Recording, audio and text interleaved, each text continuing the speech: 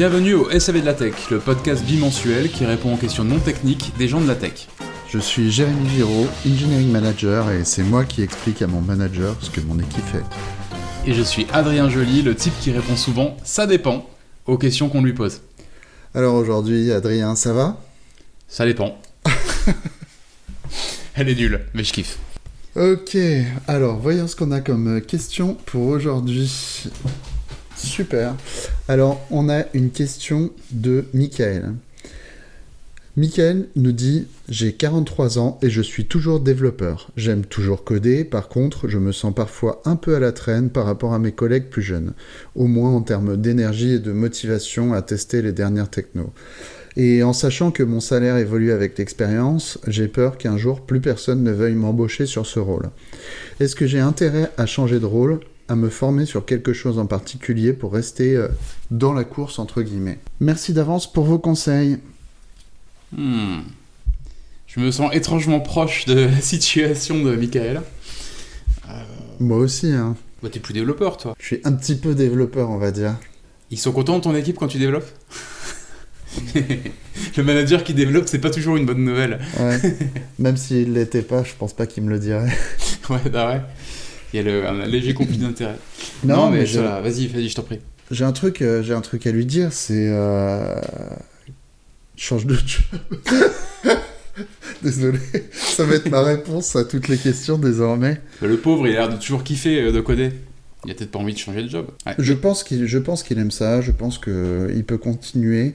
Je pense que ses craintes dans ce qu'il dit sont liées au fait que son salaire évolue avec l'expérience.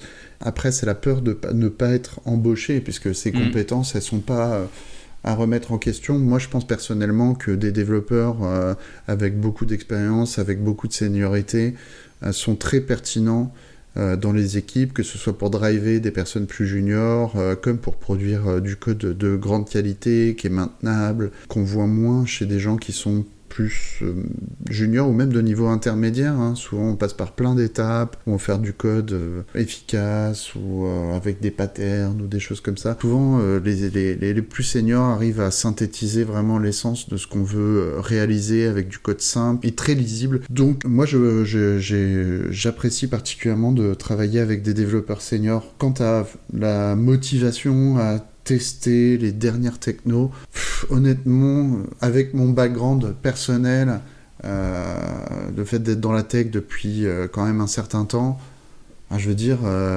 j'ai pas l'impression qu'on invente des choses. Il y a certaines choses qui sont plus simples à faire ou quoi que ce soit, mais que ce soit en termes de développement, on n'a pas réinventé l'inversion de dépendance ou les grands concepts de l'informatique. Il y a eu quelques bumps, on va dire, en avant, mais j'ai pas l'impression qu'aujourd'hui, les technos ont fondamentalement changé, quoi. Sur le fondamental, je suis d'accord. Après, là où je crois comprendre ce qu'il veut dire, c'est, si tu prends par exemple le milieu du développement web front-end, il y a eu quand même pas mal d'évolutions. Alors tu vas me dire, c'est peut-être pas des patterns nouveaux, mais React, par exemple, a énormément changé d'une année sur l'autre sur comment tu fais pour gérer l'état de ton application avec React. Au début, tes composants, c'était des classes, après c'était des fonctions, après il fallait utiliser des librairies de gestion de data, après il fallait utiliser les hooks. Et en fait, à chaque évolution, il fallait réécrire ton code, sinon tu étais à la ramasse par rapport à l'existant. Donc ça veut dire que tout le code que tu trouvais sur Internet, il était plus cohérent avec ta manière de faire, voire même, tu pouvais avoir du mal à recruter parce que les devs que tu veux faire rentrer, ils veulent bosser sur la toute dernière version brillante de React et non pas sur le pattern d'il y a 2 ans, tu vois. Ok, alors je vais positionner les choses d'une autre manière. En quelle année a été créé React ? Je viens de chercher sur Wikipédia. Première version en 2016, j'aurais dit. 2013. Waouh. Donc il y a maintenant, on va dire 10, 11 ans, quoi. Un plus de 10 ans. Maintenant, un développeur junior qui arrive sur React et qui veut la dernière version, c'est cool, et voilà, il va lire les guides et il va se dire « Ah, c'est un peu magique, etc. » Le développeur qui va être plus senior et qui a vu React évoluer en 10 ans, comme tu le dis, avec les différentes versions, et qui comprend pourquoi et comment c'est fait, je dirais qu'il y a quand même une différence de valeur entre les deux. Est-ce que quelqu'un aujourd'hui peut m'expliquer comment les hooks fonctionnent? Moi, j'ai ma petite idée, j'ai pas été voir, mais je suis quasiment sûr, enfin, il n'y a pas 12 000 manières d'implémenter un hook. Ouais. Moi, en tant que senior, je peux imaginer comment c'est fait. Est-ce qu'un junior qui va voir le truc, il peut imaginer comment c'est fait? À mon avis, c'est un peu magique et mystérieux, quoi. Et donc, est-ce que cette connaissance ou cette intuition, elle vaut les 15%, 20%, 50% de plus de salaire que va avoir un mec qui a 10 ans de plus d'expérience? Ça dépend. Est-ce que le bug qu'il va être capable de corriger parce que les hooks sont mal utilisés est critique pour le déploiement de l'application? Oui, je pense. En tout cas, ça me fait penser à l'histoire de cette personne qui arrive pour réparer une machine et qui sort son petit marteau et donne un tout petit coup sur la machine et elle se remet en route et il réclame un montant faramineux pour sa réparation. La personne lui dit « Mais vous avez juste donné un tout petit coup de marteau » et cette personne lui répond « Oui, enfin c'est le fait de savoir où taper qui m'a permis de le faire. » Et ça c'est l'expérience consolidée, l'expérience pure. Ça se vend. Moi, je dirais qu'un développeur senior doit savoir se vendre d'une manière différente qu'un développeur junior. Tu peux dire « Je connais telle techno, mais après, je pense qu'il faut dire quelle est ta patte vis-à-vis de ça, quelle est ta plus-value. J'ai été confronté à ça une fois, désolé, je monopolise un peu la parole, mais lors d'un entretien d'embauche, je me présentais de cette manière, etc. Et le CTO m'a dit oui, mais vends-moi, dis-moi, qu'est-ce que tu sais faire en plus, quelle est ta spécificité par rapport aux développeurs, est-ce que tu fais des tests, Voilà, et donc ça m'a poussé, on va dire, lors de l'entretien, à devoir expliciter mes sensibilités vis-à-vis de code maintenable, lisible, des tests unitaires, du fait d'architecturer le code comme étant testable, etc. Et devoir pousser, on va dire, mes connaissances qui sont plus généralistes et mes sensibilités, et ce que j'apporte finalement à la codebase ou aussi en termes d'engineering lors de l'entretien d'embauche. Donc ça veut dire que tu as dû prendre du recul sur quelle est ma qualité ou ma différence par rapport aux autres. Qu'est-ce que je fais particulièrement bien ou qu'est-ce que j'ai pu avoir comme succès dans ma carrière jusque-là que je peux valoriser auprès de mon futur employeur, par exemple. Tu as dû faire un travail sur toi pour arriver à ça, j'imagine. Ou c'est venu naturellement? Pas facile parce que c'était en entretien, évidemment. Ah ouais, c'est arrivé, tu l'avais pas préparé, quoi. Non, je l'avais pas préparé, mais il m'y a aidé. Et je le remercie pour ça, finalement. Ça, c'est top. Ouais. Avoir quelqu'un en entretien qui t'aide à te tendre des perches et à te laisser le temps de réfléchir à ce que tu peux valoriser de ton expérience, c'est quand même chapeau, parce que j'entends trop souvent des exemples d'entretien d'embauche où on vient presque te piéger, quoi, essayer de trouver que t'es pas bon sur tel ou tel truc, alors que l'intérêt c'est plutôt d'aller chercher les choses positives que tu as faites. Ouais. C'est mieux pour tout le monde en fait. Ouais, je trouve ça hyper puissant, le fait de justement être en mesure d'aller chercher qu'est-ce qui fait ma qualité en tant que développeur ou développeuse expérimentée. Quelles sont les expériences qui sont valorisables chez cet employeur. Et justement, ça amène à une question. Sur la fin de sa question, il disait est-ce qu'il faut que je me forme sur quelque chose pour rester dans la course?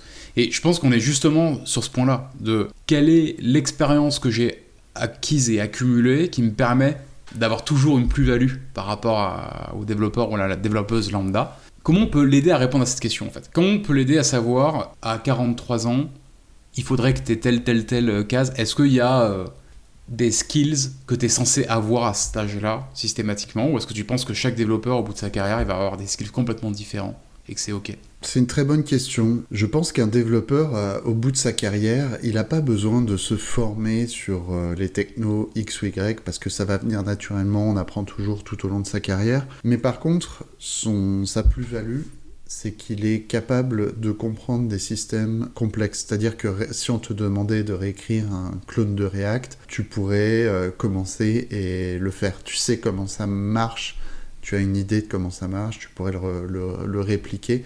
Un développeur junior qui arrive sur du React, pour lui, c'est de la pure magie. Il y a un fichier source, un mélange du sorte de balise avec du JavaScript, etc. Il peut pas comprendre. Il peut pas appréhender le truc. Ouais. Puis peut-être la complexité du truc. Ouais. Toi, en tant que développeur senior, tu peux faire ça sur quasiment n'importe quelle technologie parce que tu as affronté suffisamment de trucs pour que tu arrives sur n'importe quelle techno et tu puisses l'appréhender, mais de bout en bout. Alors, est-ce que tu as l'impression... Enfin, est-ce que ce que tu dis là, c'est forcément le cas pour tous les développeurs qui ont de l'XP? Parce que peut-être qu'en fait, Michael, il se dit, moi j'ai 43 ans, j'arrive à shipper des features et à corriger des bugs, mais peut-être que lui, ça l'intimiderait d'essayer de comprendre comment React fonctionne, tu vois. Et que même peut-être ça l'intéresse pas, et que du coup, il a pas ce skill-là. Est-ce que c'est grave, si c'est le cas? C'est une bonne question, mais ouais, du coup, après, c'est un peu comme le fait de définir un développeur senior, c'est jamais simple. Il y a des gens qui donnent des notions d'années d'expérience, et je pense que si ton but, c'est de simplement shipper des features et te positionner sur le plus efficacement possible, bah, tu pourras jamais lutter contre un développeur junior qui est pas très cher. Donc, faut vraiment apporter une plus-value qui est différente. Est-ce que ton code, il est maintenable? Est-ce qu'il est testable? Est-ce qu'il est robuste? C'est là où tu vas faire la différence par rapport à un junior. Et les soft skills. Et les soft skills, effectivement. Là, je pense qu'il y a une vraie carte à jouer, quoi. Ouais. Parce que, à part quelques exceptions, quand tu sors d'école ou que tu viens à peine de t'auto-former ou tu sors d'un bootcamp ou machin, tu risques d'être maladroit, en fait, dans beaucoup de cas, où tu risques de manquer de recul face à certains problèmes. Et ça, c'est des choses où il faut avoir vécu des problèmes et des situations compliquées pour pouvoir s'améliorer. Et pour le coup, là où il a de la chance, c'est que si jamais il estime qu'il est un peu à la ramasse aussi sur les aspects de communication et soft skills en général, ça, pour le coup, il y a des catalogues de formation entiers sur comment conduire par l'exemple, gérer une équipe, gérer les conflits, faire émerger des pratiques communes, travailler en équipe, collaborer, écrire des cahiers des charges basés sur des vrais problèmes métiers. Tout ça, c'est des choses qui, en début de carrière, généralement, t'es pas très bon en tous ces trucs-là. Et je pense que tu les acquiers au cours de ta carrière. Et si jamais tu te rends compte en milieu de carrière que tu les as pas encore acquises, en fait, tu peux te former sur ça. Et ça peut devenir, à mon avis, une véritable valeur ajoutée. Mais ça répond quasiment à la première question, c'est est-ce que j'ai intérêt à changer de rôle? Parce que finalement, c'est plus simplement du code et purement de l'exécution, mais on est aussi dans le fait d'apporter quelque chose en plus au projet, à l'organisation. Et ça, c'est quasiment, j'ai envie de dire, c'est des postes de team lead ou de manager. Forcément. Enfin, moi, l'image que j'ai, c'est que maintenant, ça change un petit peu.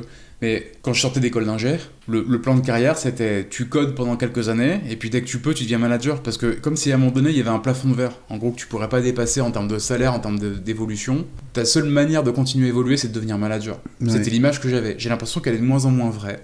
Alors, j'ai l'impression qu'il y a quand même un certain plafond, alors je vais dire en France, mais je sais pas comment ça se passe ailleurs. J'invite les auditeurs à commenter avec leurs expériences là. Sur le salaire, le plafond ? Ouais, un plafond salarial, je pense, sur la partie développement, et même sur la considération. J'ai l'impression que le développeur est souvent vu comme un exécutant, ce que je regrette. Par contre, j'ai vu de très très bons techniciens qui arrivaient à résoudre des problèmes extrêmement complexes, à condition qu'on leur laisse une certaine liberté, mais ça va pas être le cas de 80% des développeurs qui savent pas trouver, entre guillemets, les bons problèmes, en tout cas ceux qui vont répondre à des problématiques business et vraiment être game changer en termes de business, quoi, entre guillemets. Donc c'est pas facile. Pour moi, ça correspond plus à un niveau, effectivement, à partir de staff engineer, mais c'est des postes que tu vois moins dans des petites structures sur lesquelles il y a plus un focus sur les gens qui vont exécuter, on va dire. Bah, tu commences à voir dans les scale-up, quoi, les startups mûres, on va dire, ce type de poste. Ouais, ce que tu racontais là, ça me faisait penser à la question de est-ce que quand on vieillit en tant que développeur, on a intérêt à se spécialiser dans quelque chose? Tu crois en ça ou tu penses que c'est une connerie? De devenir expert en un truc très particulier plutôt que d'être généraliste comme on peut l'être en début de carrière? Non, je crois pas à la spécialisation, en l'occurrence, dans le développement.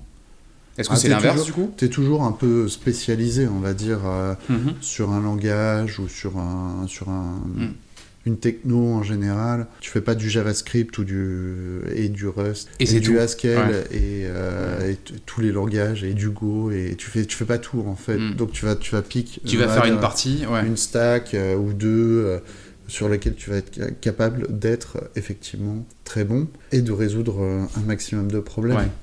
En fait, je me rends compte que la plupart des réponses qu'on a données pour l'instant, elles vont plutôt dans le sens de, au contraire, plutôt que de devenir un méga spécialiste d'un truc, a priori, on devient plutôt touche à tout. En fin de carrière, on a vu tellement de trucs que t'arrives à gérer des problèmes qui sont plus...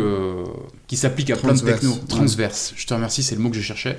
Des problèmes qui sont plus transverses. Et ces aptitudes transverses, en fait, t'en acquiers un paquet. En fait, t'as une véritable boîte à outils que plein de développeurs juniors n'ont pas, en fait. Ouais. Et c'est ça ta vraie valeur ajoutée, je pense. Ouais. En tout cas, je retiens que j'aime beaucoup l'exemple que t'as donné en entretien. Je pense que c'est un truc qui vaut le coup d'être préparé. De se dire, tiens, demain, si je suis en entretien, comment je fais valoir tous ces trucs que j'ai acquis, que n'ont pas les juniors. Ça peut valoir le coup de se poser, de prendre du recul là-dessus et de se dire bah ouais, en fait, j'ai prouvé à plusieurs reprises que j'étais capable de démêler des bugs hyper compliqués que les plus juniors n'arrivaient pas à démêler, où j'ai réussi à résoudre des conflits, où j'ai réussi à mettre d'accord le product manager avec les développeurs, ou tu vois. Essayer de trouver des exemples, des épisodes comme ça de la carrière. Effectivement, dire je suis un problem solver au service du business, ça marque les esprits des gens chez qui tu vas effectuer une candidature. Donc en moralité, ne change pas de boulot, j'ai envie de dire. Sauf, on avait dit, s'il veut vraiment optimiser pour son salaire, où là ça peut quand même valoir le coup de considérer une poursuite vers le leadership management.